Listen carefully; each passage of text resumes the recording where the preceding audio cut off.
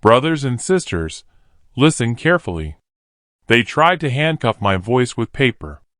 12 pages written by strangers signed by no one. A script of surrender. An apology dressed up as diplomacy. They told me, "Read it, President Traore. Don't resist. This is how you keep partnerships. This is how you survive." But I was not sent to the United Nations to read their words. I was not chosen by my people to bow in silence. I did not come to apologize for speaking the truth about Israel, about France, about the invisible war strangling Africa. I came to represent a people silenced for over 400 years. And no piece of paper, no foreign power, no threat of isolation will ever change that. So I folded their script in half. And when I stepped up to that microphone, I brought my own words. Words that shook the chamber. It all started with my speech 2 months ago, the one they said went too far. In it, I called out what Israel and its allies were doing in Gaza. I said that the cries of Palestinian mothers echoed just like the cries of mothers in Mali and Congo and Niger. I said that if Africa remained silent, then we were complicit. That speech didn't sit well with the so-called peacekeepers.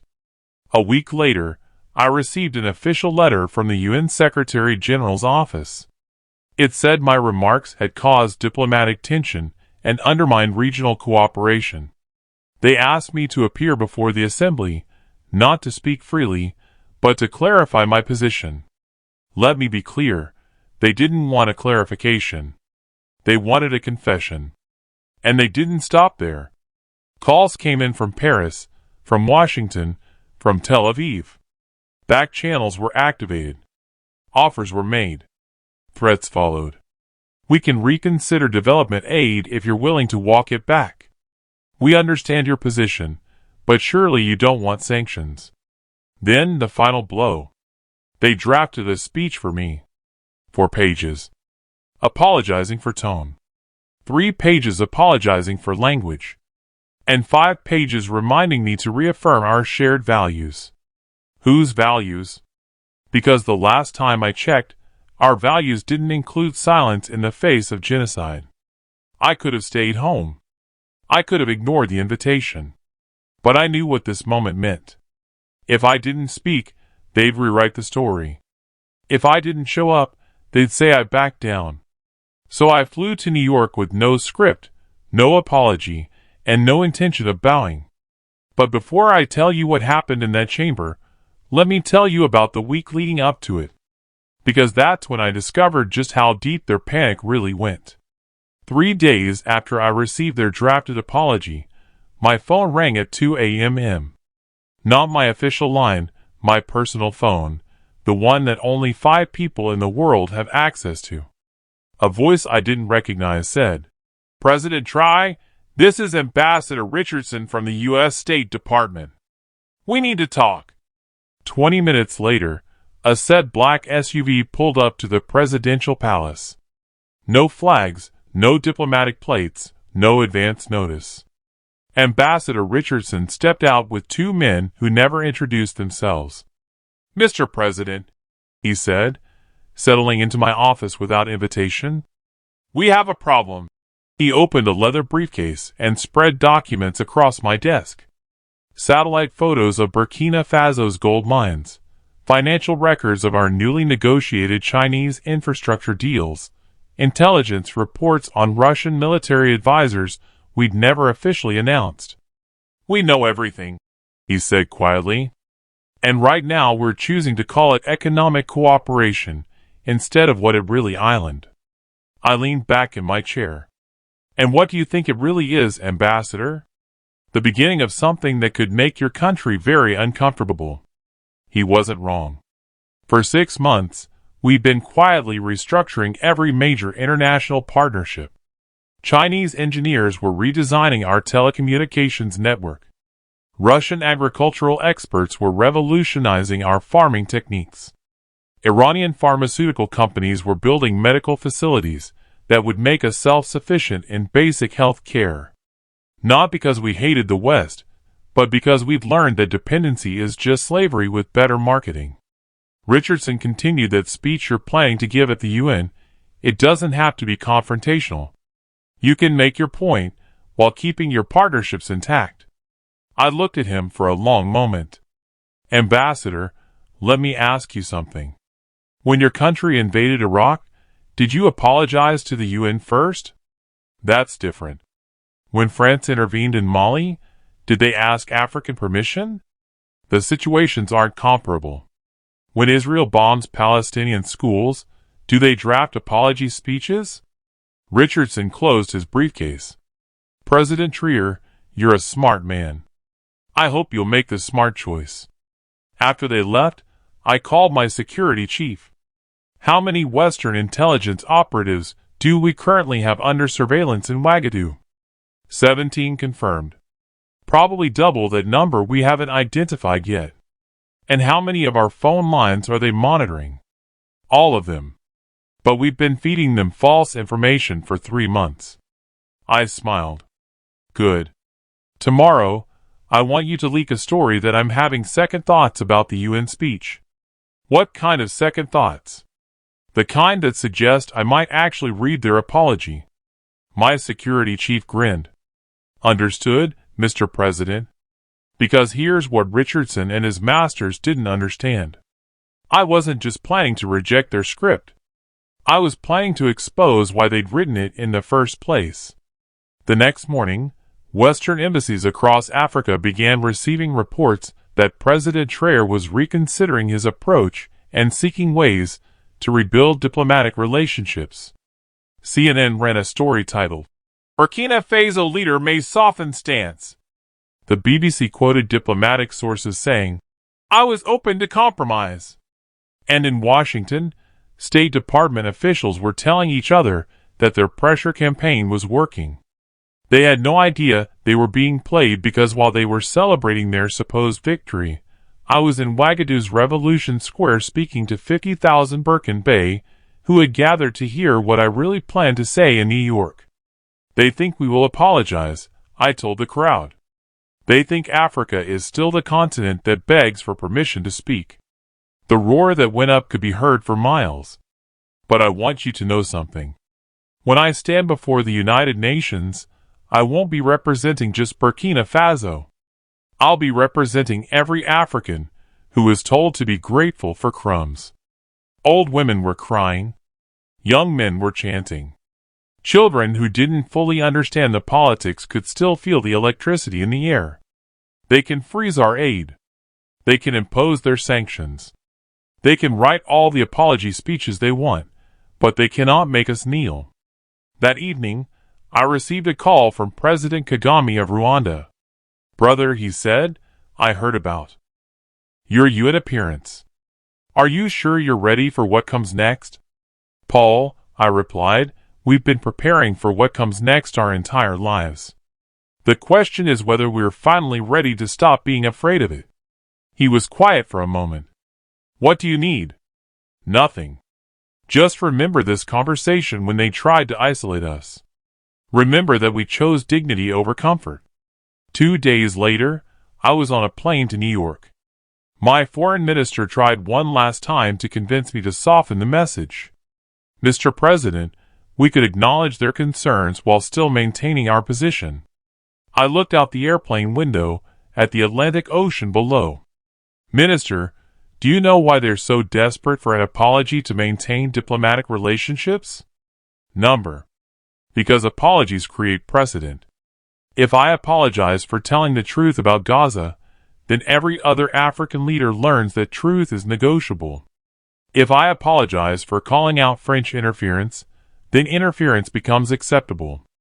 If I apologize for demanding dignity, then dignity becomes optional. I turned to face him. This isn't about me.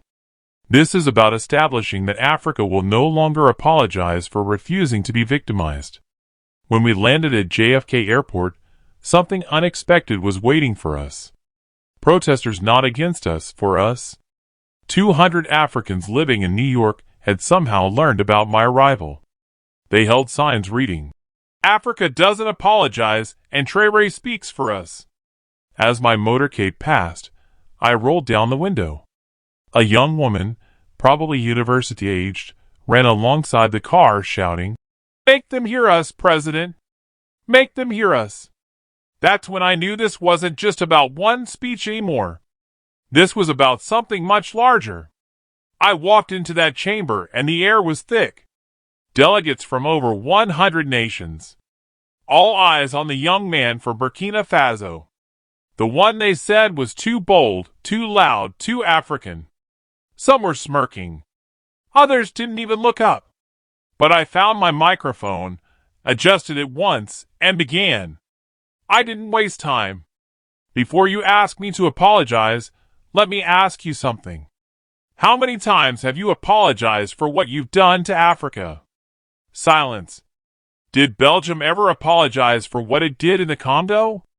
Did France ever apologize for massacres in Algeria?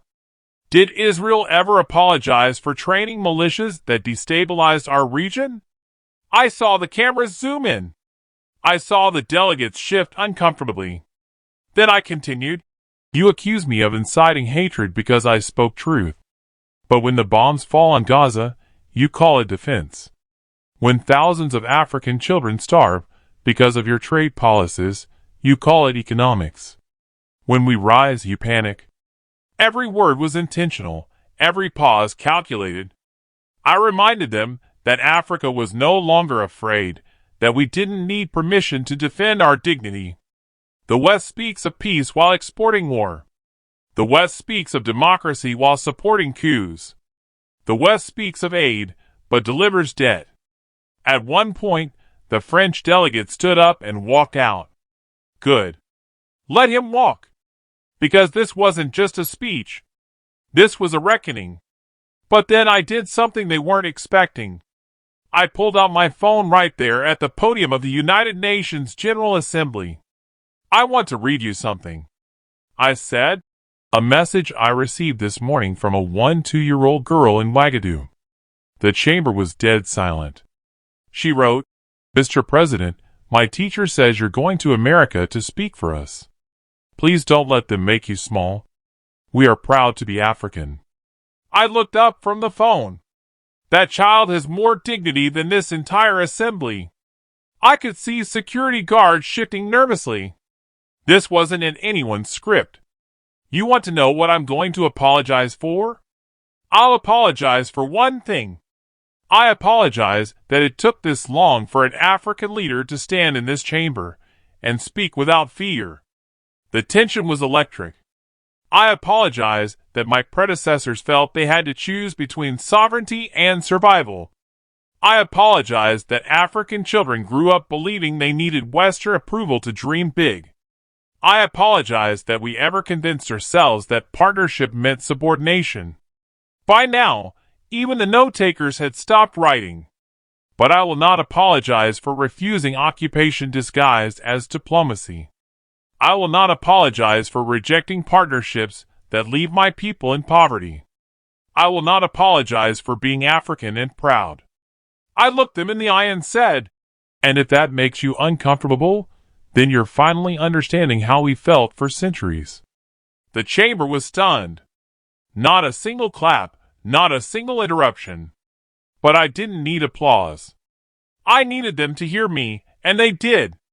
Because 3 hours after my speech ended, something unprecedented happened. The African Union called an emergency session. 43 African ambassadors gathered in a conference room at the Ethiopian mission to the UN. For the first time in decades, they weren't discussing aid packages or trade agreements. They were discussing revolution, not the kind with guns and coups, the kind with dignity and determination. By midnight, they had drafted the New York Declaration, a commitment that no African nation would accept conditional aid, apologize for defending sovereignty, or allow foreign powers to dictate domestic policy. Within 48 hours, 12 African presidents had signed it. But the real earthquake wasn't happening in government buildings. It was happening in the streets.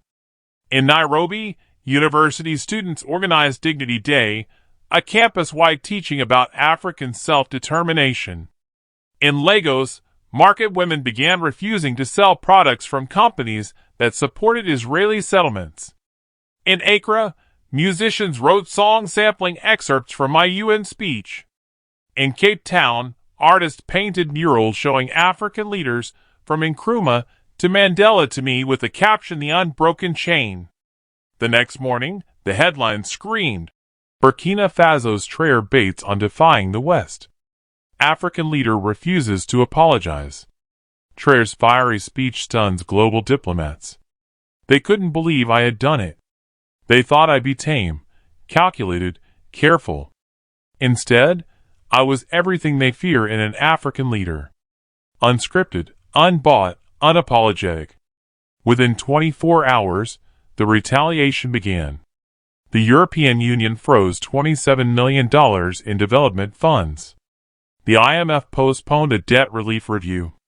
French media launched a smear campaign, labeling me a dictator in disguise. One American think tank even tweeted, "Burkina Faso risks isolation unless its leader learns the art of diplomacy." But I had already told my people, we are not here to beg. What they call isolation, we call independence. And then something even they didn't expect happened. The world started listening, not to them, but to us. In Kenya, students marched holding signs that read, "He speaks for us." In Jamaica, a radio host played the entire speech live on air, saying, "Finally, an African president with a spine." In Harlem, a mural went up overnight. My silhouette, a map of Africa behind me. 3 words painted in blood red. No apology given. But the most powerful response came from an unexpected source. Toddy, 3 days after my union speech, Haddad's prime minister called me directly. "President Traore," he said, "you've given us permission to remember who we are." Within a week, Haiti announced they were withdrawing from all World Bank structural adjustment programs. The Dominican Republic followed. Then Jamaica, then Trinidad and Tobago. The entire Caribbean was watching, learning, following. Suddenly, I wasn't just the president of Burkina Faso. I had become something else. A symbol, a megaphone for every silenced voice across the black world. Within a week, I received calls from 5 African presidents, some public, most private. They told me, "You said what we've all been thinking. You did what we wish we had the courage to do. But more importantly, our people began moving." In Ghana, youth activists launched the Sovereignty Tour, a series of town halls teaching citizens about foreign interference in African politics. In South Africa, lawyers filed a case pushing for sanctions against Western countries complicit in arms sales to conflict zones in Africa. In Nigeria, thousands posted online, "When will our leaders speak?" Like Traore. Meanwhile, in my own country, something historic was happening. Thousands gathered in Ouagadougou's Revolution Square. Not for a concert, not for a protest, but to volunteer. To rebuild schools without foreign aid. To restore irrigation channels using only local tools. To launch tech labs funded by our diaspora. All sparked by a single moment, a refusal to apologize. I saw a grandmother holding her grandchild say on national TV, "I'm not educated, but today I am proud to be Burkina." That is what they don't understand in the West. They measure power in dollars. We measure it in dignity. But here's what really terrified them about the UN speech. It wasn't the defiance. It was the competence. For months, Western intelligence agencies had been convinced that African leaders needed their guidance to navigate international relations. They believed their own propaganda about African incompetence. So when I stood at that podium and systematically dismantled their arguments with precision, clarity, and historical accuracy, they realized their fundamental miscalculation. We weren't children who needed to be managed. We were adults who had chosen to be free. And that realization sent shockwaves through every Western capital. Because if Burkina Faso could articulate its position this effectively, What did that mean for the rest of the continent? If one of the so-called poorest countries in Africa could school the UN on international law, what happened when Nigeria spoke up, when South Africa flexed, when Egypt chose sides? 3 weeks after the speech, I was in my office when my foreign minister burst in with an urgent message. "Mr. President, you need to see this." He handed me a classified intelligence report that had somehow made its way to our desk.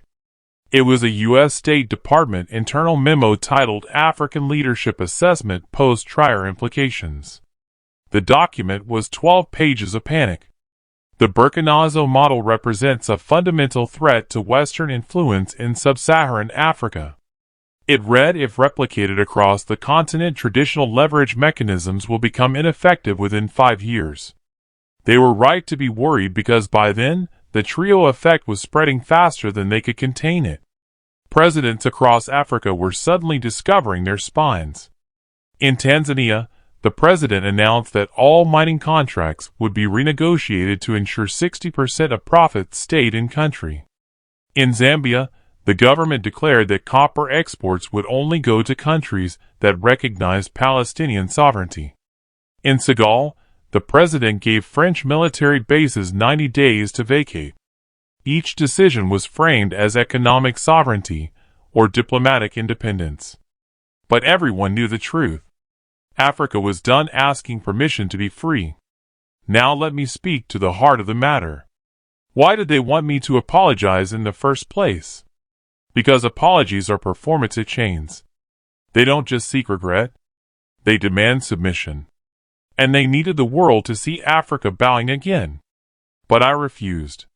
Not because I'm perfect. Not because I enjoy conflict. But because our silence has cost us too much. We were silent when they drew borders with rulers. We were silent when they stole our children. We were silent when they funded wars, poisoned our rivers, and called it progress. But we are silent no more. The day I returned to Ouagadougou from New York, something beautiful happened. As my plane descended, I could see thousands of people lining the road from the airport to the capital.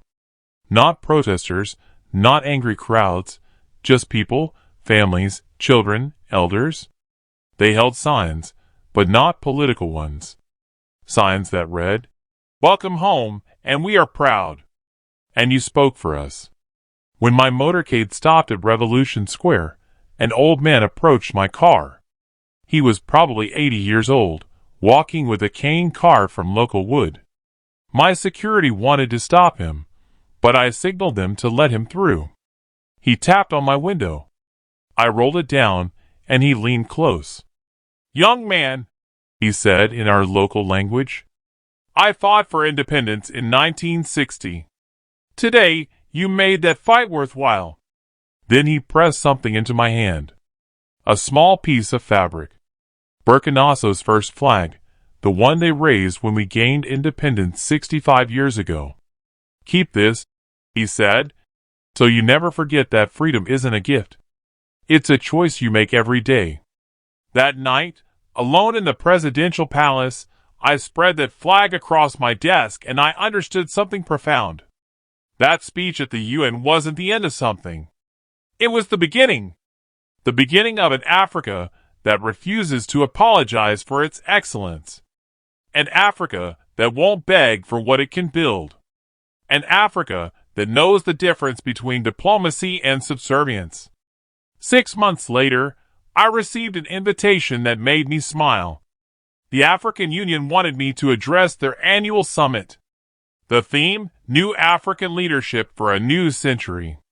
As I prepared those remarks, I thought about that grandmother who said she was proud to be Burke Bay.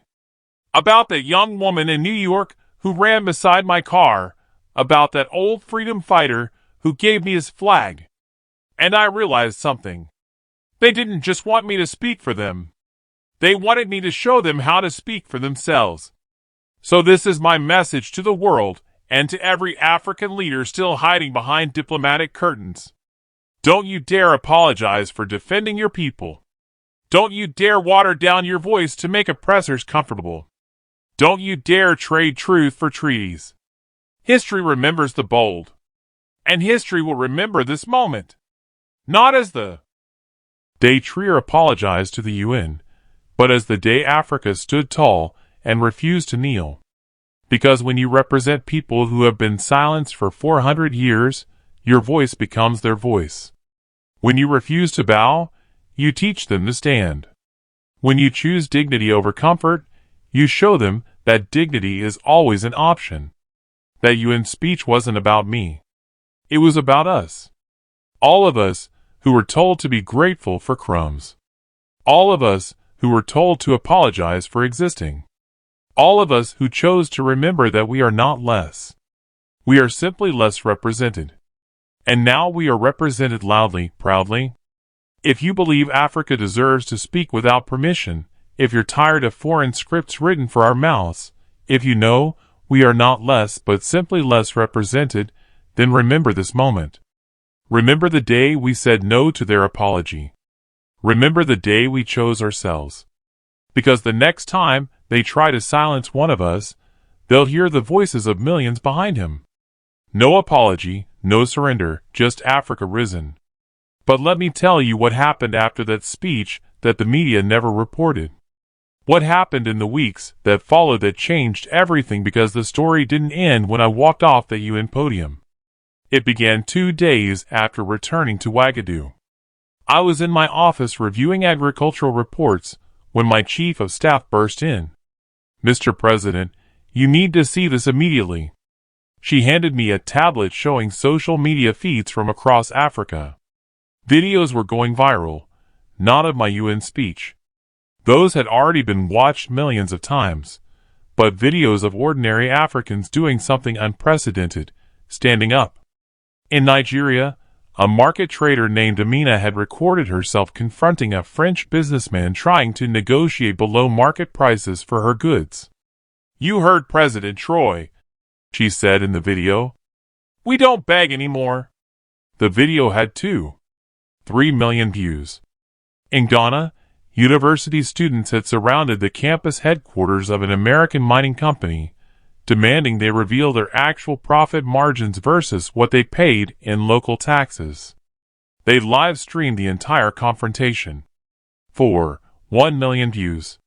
In Kenya, farmers had collectively refused to sell their coffee to European exporters at the prices they'd accepted for decades. "Find new suppliers," their spokesperson said to the cameras. "We know what our beans are worth." 8 million views. But the video that stopped me cold was from South Africa. A young girl, maybe 16 years old, standing outside the gates of a former apartheid museum. She spoke directly into her phone camera. "My grandmother told me that during apartheid, they made our people apologize for existing. They made them carry passes to walk in their own country. They made them say sorry for being black." Her voice was steady, determined. President Traoré showed us we don't have to apologize anymore. Not for being African. Not for demanding respect. Not for knowing our worth. She paused, looking directly into the camera. "So, I'm not apologizing for wanting my country to belong to me. I'm not apologizing for refusing to be grateful for crumbs. And I'm not apologizing for being proud of who I am." The video ended with her walking through those museum gates. 7 million views in 48 hours. That's when I realized what was happening. That UN speech hadn't just been a political statement. It had been a psychological breakthrough. For generations, Africans had been conditioned to apologize for taking up space, to apologize for demanding fair treatment, to apologize for refusing to be grateful for scraps from the master's table. But in one moment in front of the entire world, I had said no more apologies. And suddenly millions of people remembered they had been waiting their entire lives for permission to stop apologizing. Permission I had just given them. 3 weeks later, something happened that the Western press tried desperately to ignore. African governments began receiving unprecedented levels of citizen engagement. Not protests, not complaints, participation. In Senegal, thousands of young people applied to join the civil service. In Tanzania, diaspora Africans began returning home to start businesses. In Ethiopia, universities reported record enrollment in engineering and technology programs. In Botswana, agricultural cooperatives saw membership increase by 340%. People weren't just inspired by defiance. They were inspired by possibility. The possibility that they could build something without asking for permission. That they could create value without Western validation. That they could solve their own problems with their own resources. But perhaps the most significant change happened in our own country. 6 months after the Union speech, Burkina Faso achieved something unprecedented in modern African history. Complete food security. Not through foreign aid, not through development. Programs managed by European NAS through Burkina farmers using Burkina knowledge on Burkina Bay land. The agricultural techniques our ancestors had perfected over centuries. Techniques that Western experts had dismissed as primitive turned out to be perfectly adapted to our climate and soil. When we stopped listening to outsiders telling us how to farm our own land, our harvest doubled. When we stopped importing seeds designed for European climates, our crops became more resilient. When we stopped apologizing for our traditional methods, we discovered they were better than anything the World Bank had recommended. The symbolism was intentional. The same country whose president refused to apologize to the UN was now feeding itself without UN assistance. By the 1-year anniversary of that speech, the transformation was undeniable. 17 African countries had renegotiated their resource extraction agreements. 23 had established sovereign wealth funds to capture more value from their natural resources. 31 had launched indigenous technology initiatives, and 42 had signed bilateral agreements with each other, creating intra-African trade relationships that bypassed Western intermediaries. The African Continental Free Trade Area, which had been stalled for years, suddenly accelerated implementation, not because of government negotiations, but because millions of ordinary Africans were demanding it. They had heard their president refuse to apologize for African excellence, and they decided they wanted to experience that excellence for themselves. But here's what really kept Western strategists awake at night. The psychological shift was spreading beyond Africa. Indigenous communities in the Americas began citing my UN speech in their land rights campaigns. Aboriginal activists in Australia referenced it in their sovereignty movements. Pacific Island nations dealing with climate change and colonial legacies started using similar language in international forums. The refusal to apologize was becoming a global phenomenon, and it was all traced back to one moment. One African president who decided that dignity was not negotiable. The apology they wanted will never come because Africa has nothing to apologize for. We never did.